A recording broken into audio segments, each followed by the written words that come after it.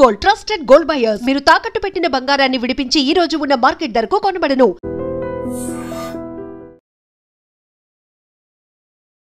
ఎంత భారీ budget movie అయినా కొన్ని గంటల్లోనే హెచ్డి ప్రింట్తో పైరసీ చేసి కొన్ని వెబ్సైట్లో పోస్ట్ చేయటం ఐబొమ్మ చేసిన నిర్వాకం. ఇప్పటికే హైదరాబాద్ పోలీసులు ఐబొమ్మపై పూర్తి స్థాయిలో ఫోకస్ పెట్టారు. అనేక మంది నిర్మాతలు కూడా ఇచ్చినటువంటి కంప్లైంట్ ఆధారం చేసుకుని గత 6 నెలలుగా సెర్చ్ చేసినటువంటి పోలీసులకు ఎట్టకేలకు విదేశాల నుంచి వచ్చినటువంటి ఇమంది రవి ఐబొమ్మ నిర్వాహకుడిని అదుపులోనికి తీసుకోవడం జరిగింది. ఆ తర్వాత అతన్ని అదుపులోనికి తీసుకున్న తర్వాత విచారణలో ఆయన వెనకాతలో ఉన్నటువంటి ఇంకా ఎంతమంది గ్యాంగ్ దీనికోసం పనిచేస్తున్నారు ఇవన్నీ కూడా విచారణలో కొనసాగుతున్నాయి. అయితే ఈ ఐబొమ్మ నిర్వాహకుడైనటువంటి ఇమ్మంది రవి విశాఖపట్నానికి చెందినటువంటి వ్యక్తి. ప్రస్తుతానికి వాళ్ళ నాన్నగారు ఇమ్మంది చిన్నప్పారావు గారు మనతో పాటు ఉన్నారు. ఆయన తన కొడుకు గురించి ఏం చెప్తారు, అసలు అతని ఎడ్యుకేషన్ బ్యాక్గ్రౌండ్ ఏంటి, తను ఎందుకు ఈ టెక్నికల్గా రావడం జరిగింది, ఎక్కడి నుంచి ఇప్పటికే తన్ని ఇన్వెస్టిగేషన్ చేసినటువంటి పోలీసులకు కరేబియన్ దీవుల నుంచి తను ఐబొమ్మని మొత్తం నిర్వహణ కొనసాగిస్తున్నట్టు పెద్ద టీమే ఉన్నట్టు పోలీసులు అయితే గుర్తించారు. బట్ ప్రజెంట్ రవి వాళ్ళ నాన్నగారు మనతో పాటు ఉన్నారు. ఆయనతో ఒకసారి మాట్లాడదాం. నమస్తే సార్. సార్ మీరేం చేస్తూ ఉంటారు? నేను రిటైర్ అయిపోయానమ్మా. ఓకే, ఎక్కడండి ఎంప్లాయ్? బిఎస్ఎన్ఎల్. ఓకే, సో ఎంతమంది పిల్లలు మీకు? ఇద్దరమ్మా, ఓ బాబు పాప. ఇప్పుడు బాబు ఏం చదివాడు? డిగ్రీ వరకు చదివించానండి. పిల్లలిద్దరిని డిగ్రీ వరకు చదివించాను. ఓకే, ఇప్పుడు జాబ్ కోసమని ఎక్కడికైనా వెళ్ళాడా, లేకపోతే ఏంటి ఈ ఐబొమ్మ అనేది మీకు తెలుసా? మీ బాబు గురించి ఇంత పెద్ద చర్చ అవన్నీ తెలియదండి. ఈ రోజు ఉదయమే తెలిసింది నాకు. మా వాళ్ళు పేపర్లో చూసారట, టీవీలో చూసారట. వాళ్ళు మా వాళ్ళు అందరూ ఫోన్ చేసి నాకు చెప్తేనే కానీ నాకు తెలియదు. ఆ తర్వాత చూస్తే యూట్యూబ్లో వాటిలో చూస్తే వస్తున్నాయి. ఏంటి కర్మ మనకి అనుకున్నాను. ఆ తర్వాత ఇప్పుడు సాయంత్రం అందరూ న్యూస్ ఛానల్ వాళ్ళు అందరూ వచ్చారు. వాళ్ళు అడిగిన దానికి ఏదో మన సమాధానం చెప్పాం. మనకు తెలిసింది వాళ్ళు ఏదో అడిగారు, మనకు తెలిసింది మనం చెప్పాం అంతే.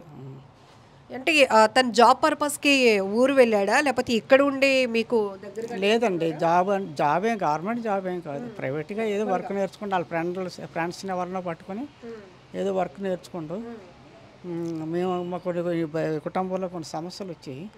సమస్యల వల్ల కొంచెం విడిపోయాము మనుషులు. ఆడ ఒక్కడు ఉండిపోయాడు, ఆకలితో కొన్నాళ్ళు ఉన్నాడు. మరి ఆడ ఉండలేక ఏదో పని చేసుకుందని వెళ్ళిపోయి ఏదో వర్క్ చేసుకొని కొన్నాళ్ళ పాటు అంతా అక్కడ కూడా ఆకలితో ఉండి వర్క్ నేర్చుకొని ఆడు కష్టపడి స్వయంగా బయటికి వచ్చాడు. మీరు బిఎస్ఎన్ఎల్లో రిటైర్డ్ ఎంప్లాయీ, అంత కొంత అది గవర్నమెంట్ జాబే. బాబు డిగ్రీ వరకు చదివించారు. అంత ఆకలితో ఉండాల్సినటువంటి పరిస్థితులు ఏమొచ్చాయి? నేను లేనండి ఇంటికాడ, నేను లేను. నాకు చెప్పుతాను కదా ఇంట్లో సమస్యలు వచ్చాయని, నేను వేరే వెళ్ళిపోయాను.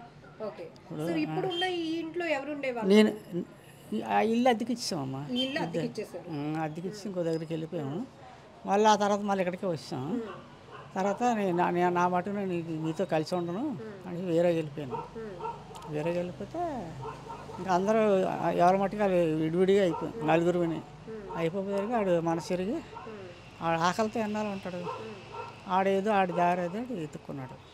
ఆకలితో ఉండడం అంటే అనేక పనులు చేసుకొని బ్రతకొచ్చు, జీతం వస్తుంది, అవన్నీ మరి మనం ఉండి కష్టపడలేడు, కూలి చేసుకోలేడు, చదువుకున్నాడు కదా కుర్రాడు.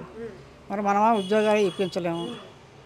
మా డిపార్ట్మెంట్లో చనిపోయిన వాళ్ళకి ఇచ్చారు, అప్పుడు ఆ చనిపోయినా ఇవ్వటం లేదు. ఇలాంటి సమస్యలు ఉన్నాయి. అడిగి ఎన్నాళ్ళు అయింది మీ కుటుంబంలో వచ్చిన విభేదాల కారణంగా మీ అబ్బాయి ఎప్పుడు ఎక్కడికి వెళ్ళిపోయాడు? 15 సంవత్సరాల కింద వెళ్ళిపోయాడు. 15 సంవత్సరాలు హైదరాబాద్లో స్థిరపడడానికి వెళ్ళిపోయాను అని చెప్పాడు. ఈ 15 నెలల్లో మీతో రోజు ఫోన్లో మాట్లాడడం? రోజు లేదండి, రోజు లేదు. ఎప్పుడో మనకు అవసరం వస్తే ఆడికి ఫోన్ చేస్తాను, ఆడికి అవసరం అయితే నాకు ఫోన్ చేస్తాను.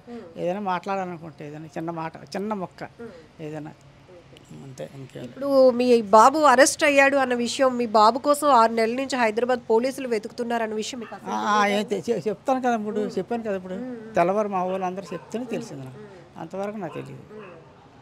ఎన్నాళ్ళైంది మీ అబ్బాయితో లాస్ట్గా మాట్లాడి? డబ్బులు ఏమైనా పంపుతున్నాడా, సంపాదిస్తున్నా? ఆడు పంపినా నాకు అక్కర్లేదండి. ఆడు పంపడు, నేను అడగను. ఆడు అడగడు, డబ్బులు కావాలని ఆడు అడగడు, నేను అడగను. ఒకవేళ ఆడు పంపించినా నాకు వద్దు. నాకు ఎట్టింది దేవుడు ఎట్టింది నాకు చాలు మందులకి నాకు తిన్నంతకి సరిపోతుంది. ఇప్పుడు మీ బంధువుల ద్వారానైనా మీ అబ్బాయి ఎందుకు పోలీసులు అరెస్ట్ చేశారు అనే విషయం మీకు తెలుసా? వాళ్ళు వార్తల ఛానల్ మీనట్టు ఛానల్స్ ఉంటాయి కదా, ఏ చూసి వాళ్ళు చెప్పారు నాకు అంతే. అంటే తెలుసుకోవాలి కదా, మా తెలుసుకోవాలి. అబ్బాయి డిగ్రీ చదివించాను 15 ఏళ్ల క్రితం హైదరాబాద్ వెళ్ళిపోయాను, వాడు ఏం చేశాడని అరెస్ట్ చేశారు అనే విషయం ఏమీ తెలియదు నాకు. వాళ్ళు చెప్పిన తర్వాత ఈ న్యూస్లో ఒకటి వస్తుంది బయటికి, అంతవరకు మనకేమీ తెలియదు. అంటే చిన్నప్పటి నుంచి ఎక్కువగా సంపాదించాలి అనే కాన్సెప్ట్ అలాడదేం లేదండి, అలాడదేం లేదు. టైంకి ఇగో ఈ మాస్టర్ గారు ఈ బడిలో చదివారు కూడా కొన్నాళ్ళు చదివారు సార్. ఈ మాస్టర్ గారు తర్వాత ఈ స్కూల్లో మనిషి ఇంకో స్కూల్ కూడా చదివారు, అక్కడ 10th వరకు చదివారు. ఆ తర్వాత ప్రకాశ్లో ఇప్పుడు ఎంత రవి వయసు? 85లో పుట్టాడమ్మా. మరి ఇప్పుడు ఎన్నానే అయిందో చూడండి, 85లో పుట్టాడు. 37 ఉంటాయి. 37 దాటే ఉంటాయి. పెళ్ళి అయితే అమ్మాయి నేను చూసిన పిల్లకి పెళ్ళికి ఆడికి నచ్చలేదు, ఆడు పిల్లని చూసుకున్నాడు.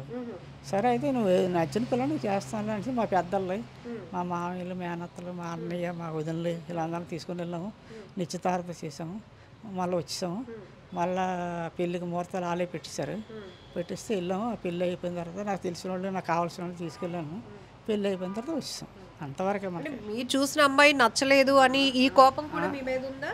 కోపమే లేదు, కోపాలు ఏమీ లేవమ్మా, కోపమే లేదు. చేయవలసిన పనులు చేసాం అంతే. ఆడికి పెళ్లి చేయాలి, మన ధర్మం చేసాం. ఆడికి చూసుకుంటూ ఆడికి నచ్చింది, అది మనకి ఇంకా సింపులే కదా చెప్పాలంటే. పోనీ ఇష్టపడిన పిల్లతో కలిసి ఉండాలి కదా. మరి వాళ్ళిద్దరికి ఏమొచ్చిందో విడిపోయారు. సో ఇప్పుడు ఇష్టపడిన అమ్మాయితో కూడా లేడు లేడు. పాప చాలా చుక్కలా ఉంటుందండి. పాప చాలా బాగుంటుంది, అంత అందంగా ఉంటుంది ఆ పాప. చిన్నప్పుడే అంత అందంగా ఉండేది. మరి ఇప్పుడు 7వ సంవత్సరం దానికి. పెద్దయినా మీరు చెప్పండి, ఒక గౌరవమైన వృత్తి మీరు చేస్తున్నారు, రిటైర్ అయ్యారు, నా కొడుకు కూడా అలాగే సెటిల్ అవ్వాలి, మంచి మార్గంలో ఉండాలని అందరూ. నేను గవర్నమెంట్ ఉద్యోగం అమ్మా, నాకు బతికినన్నాళ్ళు పెన్షన్ ఇస్తుంది. దానికి అలా కాదు కదా, ప్రైవేట్ పనులే ఎన్నాళ్ళు చేసినా ప్రైవేటే కదా. అలా అని అడ్డగోలుగా వెళ్ళి ఎక్కువగా సంపాదించాలి అలాగా అలా ఆ ఆలోచనే తప్పు. ఇప్పుడు మీ అబ్బాయి ఒక రకంగా ఒక సిస్టమ్ ని బ్రేక్ చేశాడు. మీరు ఎన్నాళ్ళు సినిమాలు చూసేవారు కదా, ఎక్కడికి వెళ్ళి చూసేవారు? టౌన్ అమ్మా, థియేటర్కి వెళ్ళేవారు. థియేటర్కి వెళ్ళేవారు, చూసేవారు. అది నచ్చితేనే. ఓల్డ్ ఎన్టీఆర్ రామారావు అంటే నాకు ఇష్టం. ఆ ఓల్డ్ సినిమాలు వచ్చినా వెళ్తాను, కొత్త సినిమాకి వెళ్ళను. ఎన్టీ రామారావు సినిమాలకి వెళ్తాను, ఇంకో సినిమాకి వెళ్ళను. ఇప్పుడు ఒక సినిమా హీరోలతో కానీ, సినిమా డైరెక్టర్లతో కానీ, సినిమా థియేటర్లతో కానీ మనకంటూ ప్రేక్షకులుగా ఒక బాండింగ్ ఉంటుంది. పలానా జగదాంబ థియేటర్లో ఈ సినిమా ఇన్ని సంవత్సరాలు ఆడింది, నేను ఇన్నిసార్లు చూసాను. బట్ అలాంటి కనెక్టింగ్ అనేది లేకుండా సినిమా ఏదైతే భారీ బడ్జెట్లతో నిర్మాతలు తీసిన సినిమాల్ని కాపీ చేసి వాళ్ళు చాలా కష్టపడి తీస్తారు. డబ్బులు ఖర్చు పెడతారు, చేస్తారు. దాన్ని కాపీ కొట్టి అది అన్యాయం కదా, అది అన్యాయం అమ్మా. అది ఎవరు చేసిన తప్పే కదా, అది అన్యాయం. అలాంటి పనులే రాంగ్ స్టెప్. అది ఆ పనులే మంచివి కావు. అలాంటి పనులు ఎవరు చేసిన తప్పే. మన చట్టానికి మనం తల ఒగ్గాలి, కానీ చట్టం కాడ ఇలాగ ఎదురుగా ఉండకూడదు. చట్టం అంత కళ్ళు మూసుకొని ఉండదు కదా. మనం ఏం పని చేసినా చట్టానికి అనుకుగా ఉండాలి. అబ్బాయి రవి సమర్థించుకునే మాటల్లో పేదవాళ్ళు థియేటర్ వరకు వెళ్ళలేకపోతున్నారు, అంతమంది వెళ్ళినా కూడా టికెట్లు కొని పెట్టుకోలేకపోతున్నారు, కాబట్టి నేను ఇలా కాపీలు చేసి పైరసీలతో. పేదవాళ్ళు ఎవరు లేరమ్మా ఈ రోజు. కూలికి వెళ్ళా మగవాళ్ళకి ఆడవాళ్ళకి డబ్బులు ఇస్తున్నాయి. పేదవాళ్ళు అయితే మానేస్తారు సినిమా చూడటం.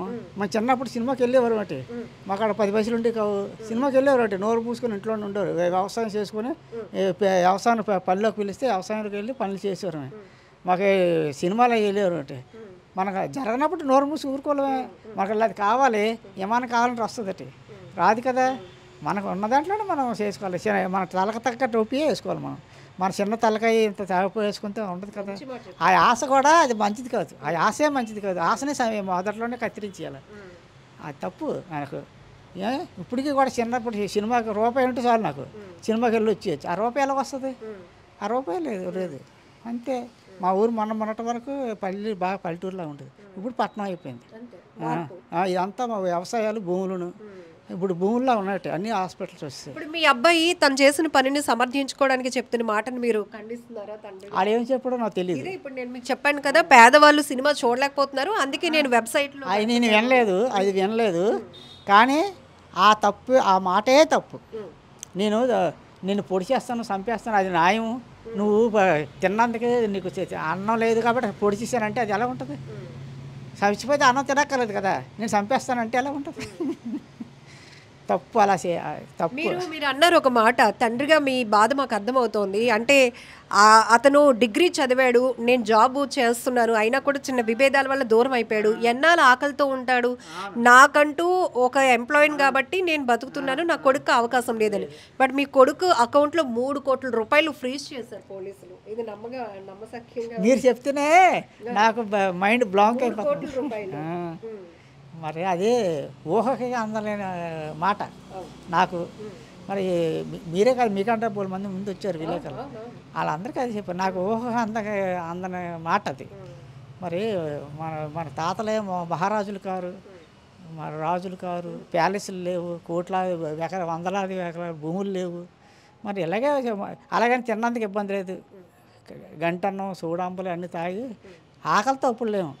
కాబట్టి ఇలా జలసాగా లేదు, డబ్బులు ఉండే కావు అప్పుడులోను. ఏదో ఏం అలవాట్లేదు, నాకు అలవాట్లేదు. చిన్న సిగరెట్ కూడా నాకు లేదు అలవాటు. అందరు సిగరెట్లు మందులు అవి తాగుతారు, అలాంటి అలవాటే లేదు నాకు. అలాగే 6 నెలలు హైదరాబాద్ పోలీసులు కూడా తిప్పలు పెట్టాడు మీ అబ్బాయి. అసలు అంత టెక్నికల్గా మంచి బ్రిలియంట్గా ఉండేవాడే చిన్నప్పటి నుండి. అంటే మరి ఏం చేస్తామండి, వాళ్ళ అమ్మ తాలూకా బ్రెయిన్ క్రిమినల్ బ్రెయిన్. వాళ్ళ అమ్మది జీన్స్ వస్తాయి కదా, ఆ జీన్స్ అడిగి వచ్చినట్టు ఉంది. ఎందుకంటే మా వంశంలో అంత కిలాడీలు ఎవరు లేరు. మా నాన్న గురించి వీళ్ళు తెలిసి కొంతమంది ఇక్కడ వీళ్ళు కూడా ఉంటారు. సాత్వికంగా ఉంటాం, మా పని ఏదో మనం చూసుకుంటాం. మా ఇంట్లో ఉన్నామో లేదో తెలియదు ఎవరికనే. ఈరోజు వీధి ఎక్కవలసి వచ్చింది. ఏటమ్మా ఇంట్లో ఒక మాస్టర్ గారిని అడగండి, మాస్టర్ గారిని. ఇంట్లోనే ఉండేవారు, బయటికి వెళ్ళేవారు కదా, అన్నీ తెచ్చి పడేసేవాడిని. మా కర్మాన్ని మేము ఉండేవారు. కానీ ఈరోజు ఇలా ఇది ఎక్కవలసి వచ్చింది. వాళ్ళ అమ్మ బ్రెయిన్ మంచిది కాదు, అంతా అదొక ఇది. అందుకే విడిపోయాం మా ఆవిడ నేను.